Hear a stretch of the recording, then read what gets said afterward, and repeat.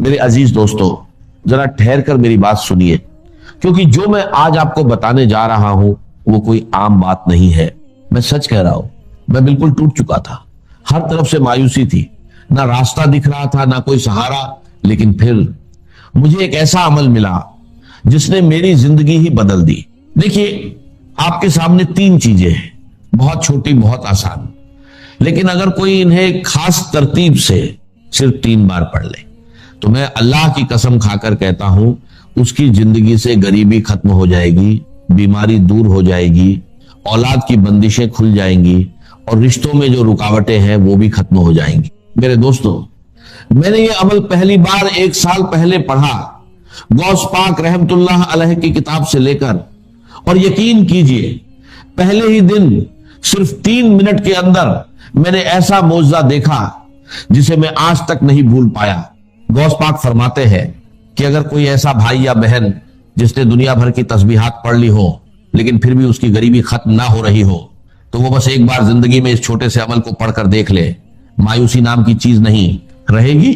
اور میرے ساتھ بھی یہی ہوا، جیسے ہی میں نے یہ عمل پڑھا پہلے ہی دن صرف 3 منٹ میں اللہ نے ایسی مدد کی کہ میرے پاس 1600 آ گئے۔ پھر میں روز یہ عمل کرتا گیا۔ دوسرے دن میں نے ایسا منظر دیکھا کہ 45 لاکھ کا سامنا ہوا، اور تیسرے دن جو 17 لاکھ کا قرض میرے سر پر تھا اللہ نے ایسے معاف کروایا کہ جو لوگ دشمن بنے بیٹھے تھے وہی ایک جھٹکے میں کہنے لگے جاؤ ہم نے معاف کیا۔ یہ کوئی کہانی نہیں بلکہ اس عمل کی کرامات ہے۔ میں اب تک ہزاروں لوگوں کو یہ عمل بتا چکا ہوں اور بہتوں نے اس کا فائدہ دیکھا ہے۔ اگر آپ اسے دل سے پڑھیں گے تو خود حیران رہ جائیں گے کہ پہلے کیوں نہیں پڑھا۔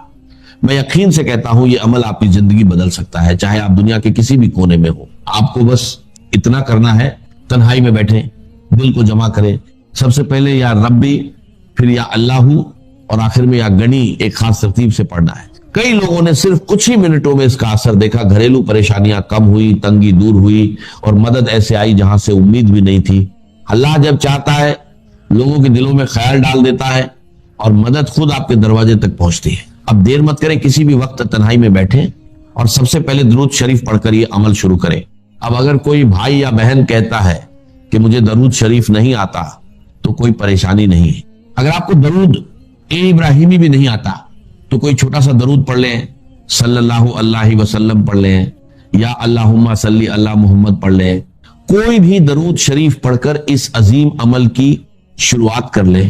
اور سن لیجئے، بار بار ویڈیو کو کاٹنے سے، اسکپ کرنے سے کچھ حاصل نہیں ہوگا۔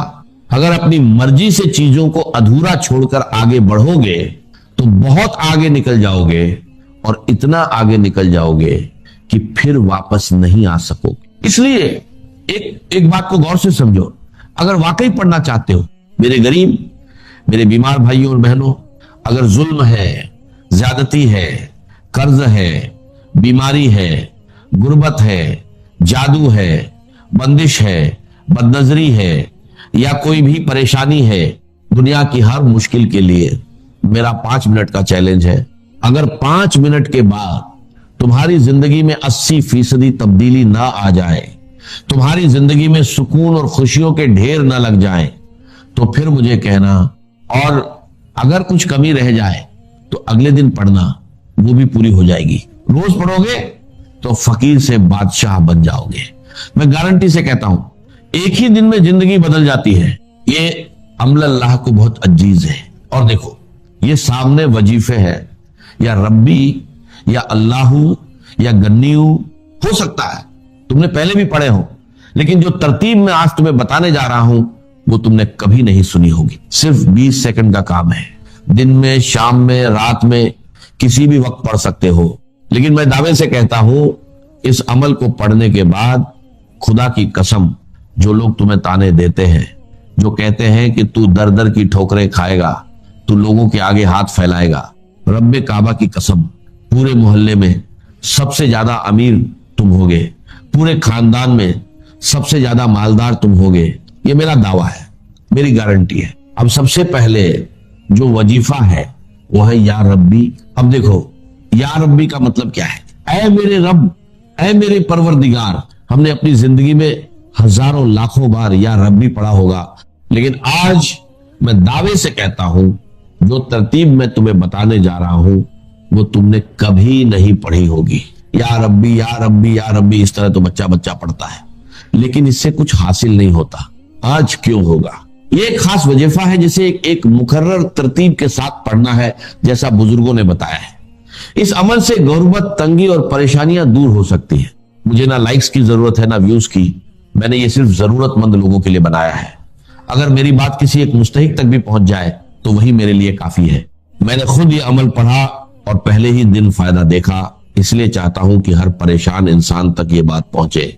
आपसे गुजारिश है कि इसे ज्यादा से ज्यादा लोगों तक पहुंचाएं, खास तौर पर गरीब, बीमार और परेशान लोगों तक।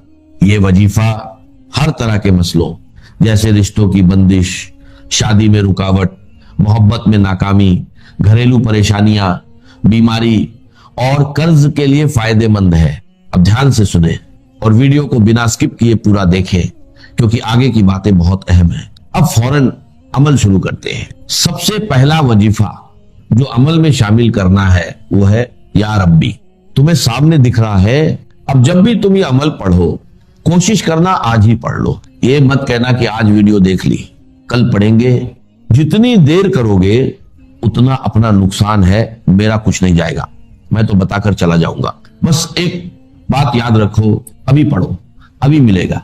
ये एक ऐसा अमल है जो फौरन असर दिखा सकता है। अगर कारोबार बंद हो, दुकान ना चल रही हो या कोई मसला हो तो वहीं बैठकर इसे पढ़ लो। यकीन करो हालात बदल सकते हैं और बरकत आ सकती है। लेकिन ध्यान से सुनो, अगर तरतीब सही ना रखी या पहले हिस्से को छोड़ दिया तो फायदा कम हो सकता है। इस अमल के लिए कोई दिन या वक्त की पाबंदी नहीं, मगर इसे तन्हाई में और पूरे दिल से पढ़ना जरूरी है। सबसे पहले दरूद शरीफ, बेहतर है दरूद इब्राहिमी पढ़ो, फिर बिस्मिल्लाह इर रहमान इर रहीम, उसके बाद या रब्बी या रब्बना, फिर या अल्लाह और आखिर में या गनी। अगर इसे सच्चे दिल से पढ़ा जाए तो गुर्बत, तंगी और परेशानियां दूर हो सकती हैं और जिंदगी में बरकत आ सकती है। जो लोग इसे अपनाते हैं वो इसे बार बार पढ़ते हैं और अपने हालात में बेहतर बदलाव महसूस करते हैं। अब तुमने क्या करना है? तन्हाई में बैठकर एक बार दुरूद शरीफ पढ़ो। अगर याद नहीं तो छोड़ दो, लेकिन अगर पढ़ लोगे तो बेहतर है, क्योंकि कभी कभी गुनाहों की वजह से वजीफा कबूल नहीं होता और दुरूद शरीफ उसे कबूल करा देता है। अगर आता है तो सिर्फ इतना पढ़ लो, सल्लल्लाहु अलैहि वसल्लम। इतना तो एक बच्चा भी पढ़ लेता है। अगर यह भी नहीं आता तो फिर तुमने क्या सीखा? मेरे दोस्तों, टिकटॉक से कुछ हासिल नहीं होगा, यह तुम्हें बर्बाद कर देगा। अगर जिंदगी में कुछ पाना है तो कम से कम एक बार ये अमल जरूर पढ़ लो, फिर तुम खुद ही रोज पढ़ने लग जाओगे। मेरी तरफ से सबको इजाजत है, मुझे तुमसे कोई लालच नहीं। हर गरीब इंसान इस अमल को पढ़े और फायदा उठाए। अगर हां तो अपना नाम कमेंट्स में लिख दो। हो सकता है मैं तुम्हें नाम के साथ अलग से इजाजत दे दूं और शायद तुम्हें ज्यादा फायदा हो जाए, वरना अगर ना भी लिखो तो कोई मसला नहीं, इजाजत सबको है। लेकिन कोशिश करो कि अपना नाम जरूर लिखो। अब करना क्या है? सबसे पहले अमल का पहला वजीफा एक बार दुरूद शरीफ पढ़ लो। अगर याद है तो ठीक, नहीं तो छोड़ दो। फिर बिस्मिल्लाह इर रहमान इर रहीम पढ़कर शुरू करो। पहली बार पढ़ो या रब्बी या रब्बना, दूसरी बार या रब्बी या रब्बना, तीसरी बार या रब्बी या रब्बना। बस पहला वजीफा पूरा हो गया। इसमें ना घंटे लगते हैं ना मिनट, सिर्फ कुछ सेकंड लगते हैं। टिकटॉक वाले तुम्हारे बिना मर नहीं जाएंगे। पूरा अमल 10 सेकंड में पढ़ लोगे और इंशाल्लाह उम्र भर दुआएं दोगे, ये मेरा वादा है। अब वहीं बैठे रहो, ना खड़े होना है ना किसी से बात करनी है। दूसरा वजीफा या अल्लाहू का है, एक खास जुमले के साथ पढ़ना है। फिर या गणनी भी एक खास जुमले के साथ पढ़ना है। बस मेरे दोस्तों, बस गरीबी खत्म इंशाल्लाह। मैं चैलेंज के साथ, दावे के साथ, कसम खाकर कहता हूं। दूसरे नंबर पर या अल्लाहू सिर्फ 3 बार पढ़ना है, मगर दिल से, सिर्फ जुबान से पढ़ने से कुछ हासिल नहीं होगा। असल राज्य दिल की सच्चाई में है। बहुत लोग कहते हैं कि या अल्लाह पढ़ने के बावजूद हालात नहीं बदलते, तो याद रखो जब इसे एक खास जुमले और सही तरतीब के साथ पढ़ा जाए तब इसका असर कई गुना बढ़ जाता है। पहले या रब्बी या रब्बना 3 बार पढ़ो, پھر یا اللہ پڑھو. یہ اللہ کا ذاتی نام ہے جس میں اس کے تمام ناموں کی طاقت شامل ہے. اس کے ساتھ ایک مبارک نام شامل کیا جاتا ہے جو نبی پاک صلی اللہ علیہ وسلم سے منسوب ہے، جس سے اس وظیفے کی طاقت اور بڑھ جاتی ہے. یہ عمل 3 طاقتور وظیفوں کا مجموعہ ہے. پہلے یا ربی، یا ربنا، پھر یا اللہ، اور آخر میں یا گنی. اگر اسے صحیح طریقے سے پڑھا جائے تو غربت، پریشانیاں اور مشکلیں دور ہو سکتی ہیں اور زندگی میں برکت آ سکتی ہے. اب دوسرے نمبر کا وظیفہ کیسے پڑھنا ہے؟ یا اللہ المدد، یا اللہ المدد، یا اللہ المدد. یہ وہ راج ہے میرے دوستوں کہ اس وظیفے سے اللہ کی مدد سیدھے بندے پر نازل ہوتی ہے. اللہ تعالیٰ اس بندے پر خاص مہربان ہو جاتے ہیں اور یہ وظیفہ آسمانوں میں بھی اثر پیدا کرتا ہے. یہ وظیفہ صرف 3 بار پڑھنا ہے. یا اللہ المدد 3 بار پڑھنے کے بعد اب آخری وظیفہ سن لو. اس کے بعد انشاءاللہ زندگی سے غربت اور مفلسی کا نام و نشان مٹ جائے گا. دیکھو، یا گنی دولت اور مالی پریشانی کے لیے ہر کوئی پڑھتا ہے، لیکن آج بہت سی بہنیں کہتی ہیں کہ ہم یا گنی پڑھ پڑھ کر تھک گئے ہیں مگر حالات نہیں بدلے. تو آج میں ان سب سے گزارش کرتا ہوں کہ صرف یا گنی نہ پڑھے بلکہ اس کے ساتھ اللہ کا ایک اور خاص نام شامل کرے. ایسا نام جو دولت کا خزانہ ہے، دولت کا بادشاہ ہے. جب یہ دونوں نام ایک ساتھ پڑھے جاتے ہیں تو ان کی تاثیر بہت زیادہ بڑھ جاتی ہے. چاہو تو خود تلاش کرو، معلوم کرو. یہ بادشاہوں کے وظیفے ہیں جو فقیروں کو بھی بادشاہ بنا دیتے ہیں. اب طریقہ سمجھ لو. آخر میں تمہیں یہ پڑھنا ہے یا غنیو یا مغنی، یا غنیو یا مغنی، یا غنیو یا مغنی. یعنی دونوں کو ملا کر 3 بار پڑھنا ہے اور اسے ایک شمار کیا جائے گا. جیسا کہ میں نے عرض کیا کہ استعانت باللہ، مدد مانگنی ہو تو صرف اللہ سے. یہ دین کی روح کا ایک بہت اہم مسئلہ ہے، بہت اہم روح ہے دین. میں نے اسی لیے آج سورہ فاتحہ کی تلاوت کی شروع میں کہ اس مسئلے کی اہمیت جو ہے اس کا آپ کو اندازہ ہو جائے. سورہ فاتحہ جو ہماری نماز کا جزو لازم ہے. حدیث نبوی ہے لا صلاۃ لمن لم یقرأ بفاتحۃ الکتاب. سورہ فاتحہ کے بغیر کوئی نماز نہیں. ہر رکعت میں ہم پڑھتے ہیں. یا یہ دوسری بات ہے، فقہ حنفی کے مطابق امام پڑھتا ہے اگر جہری انداز میں تو گویا کہ پوری جماعت کی طرف سے لائے گی ہوئے. لیکن اس پہ اتفاق ہے کہ سورہ فاتحہ ہی اصل نماز ہے. اسی لیے ایک حدیث میں جو مسلم شریف میں آئی ہے حضرت ابو ہریرہ سے سورہ فاتحہ کی تجزیہ کیا گیا ہے مضامین کا، اور وہ حدیث قدسی ہے. قسمت الصلاۃ بینی و بین عبدی نصفین. اللہ فرماتا ہے میں نے نماز کو اپنے اور اپنے بندے کے درمیان برابر برابر تقسیم کر دی. بندہ کہتا اب اس کے بعد ساری تفصیل سورہ فاتحہ کی. صلاۃ کا قسمت الصلاۃ بینی و بین عبدی نصفین. تو ہم تو صلاۃ میں سورہ فاتحہ بھی ہے، پھر اس کے بعد کچھ ہم بہت قرآن مجید کی آیتیں پڑھتے ہیں، پھر رکوع بھی ہے، پھر سجود بھی ہے، قیام بھی ہے اور قاعدہ بھی ہے. سب صلاۃ تو منہ کا، لیکن یہ کہ اصل صلاۃ سورہ فاتحہ. چنانچہ اس حدیث میں تجزیہ کیا گیا ہے. جب بندہ کہتا ہے، میرا بندہ یہ کہتا ہے الحمدللہ رب العالمین، تو میں یہ کہتا ہوں اللہ تعالیٰ یہ فرماتا ہے حمدنی عبدی، میرے بندے نے میری تعریف کی، ثنا. جب بندہ کہتا ہے الرحمن الرحیم، میں کہتا ہوں اللہ کہتا ہے اثنا علیہ، میرے بندے نے میری ثنا کی. اور جب بندہ کہتا ہے مالک یوم الدین تو اللہ فرماتا مجدنی عبدی، میرے بندے نے میری بزرگی بیان. تو یہ سارا میں اس لیے آپ کو حوالہ دے دیا. آج میں سورہ فاتحہ کا درس نہیں دے رہا ہوں، پوری بات نہیں سنا رہا ہوں. یہ اصل نماز سورہ فاتحہ. اب سورہ فاتحہ میں 7 آیتیں ہیں اور عجیب ترتیب ہے. 3 آیتوں پر ایک جملہ بنتا ہے. الحمدللہ رب العالمین الرحمن الرحیم مالک یوم الدین. آیتیں 3، جملہ 1. پھر 3 آیتوں پر ایک جملہ ہے آخر میں اہدنا الصراط المستقیم صراط الذین انعمت علیہم غیر المغضوب علیہم ولا الضالین. آیتیں 3، جملہ 1. درمیانی آیت ہے 4 نمبر کی ایاک نعبد و ایاک نستعین. یہ ہے در حقیقت مرکزی آیت. مرکزی ہو گئی 3 ادھر 3 ادھر، پھر وہ 3 ایک جملہ، آخری 3 ایک جملہ، اور یہ ایک آیت میں 2 جملے.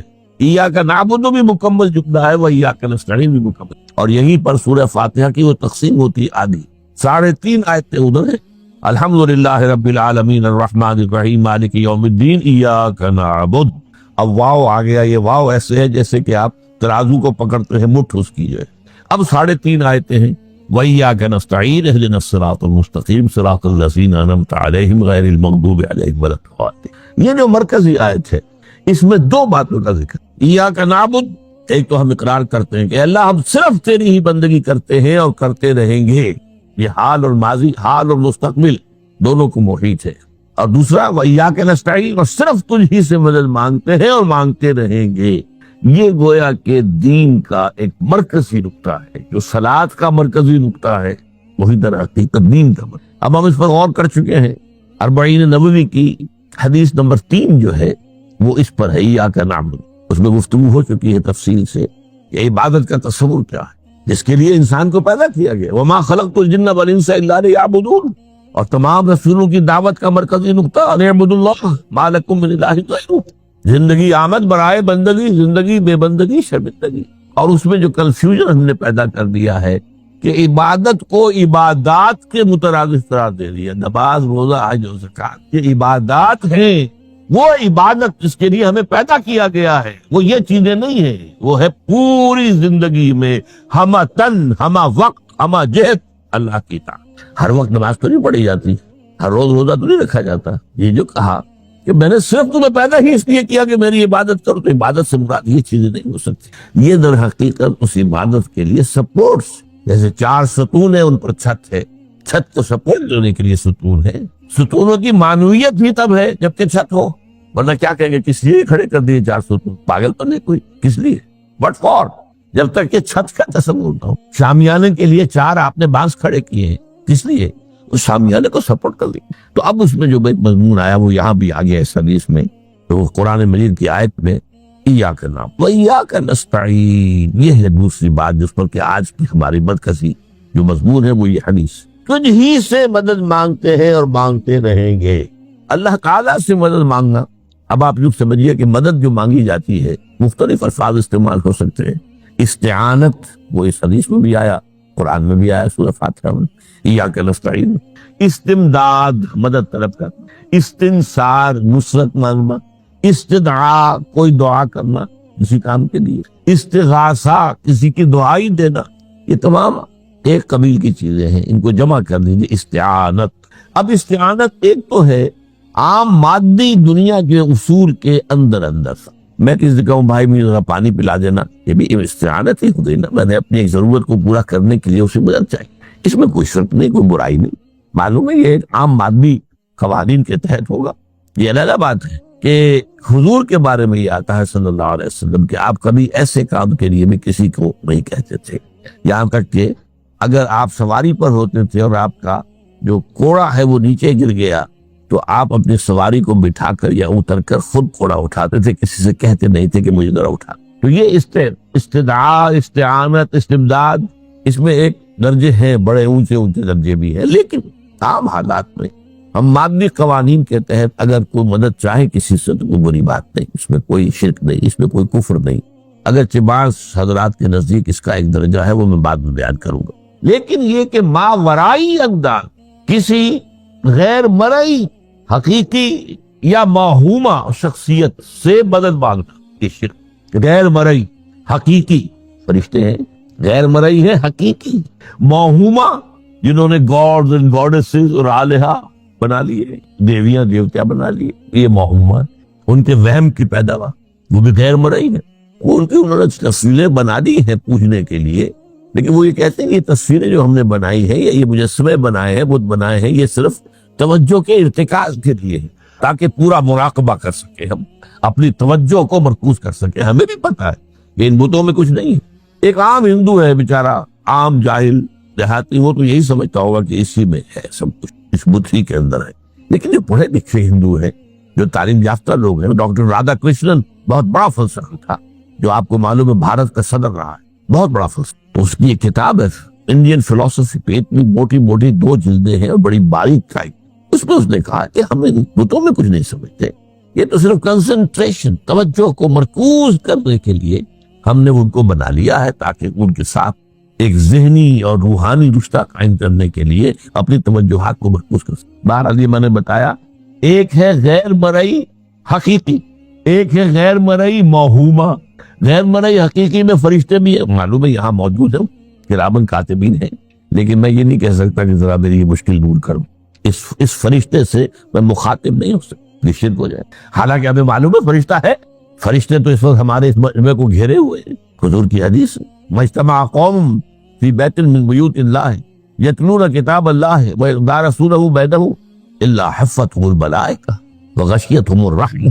جب بھی کبھی میرے گھروں میں سے کسی گھر میں میرے بندے جمع ہوتے ہیں قرآن کو پڑھنے اور سمجھنے کے لیے، سمجھنے سمجھانے، تو فرشتے ان کے گرد گھیرا ڈال اور ان پر رحمت چھا جائے اور سکینت ان پر آسمان سے نازل، اور اللہ تعالیٰ ان کا ذکر کرتا ہے فی من عندہ۔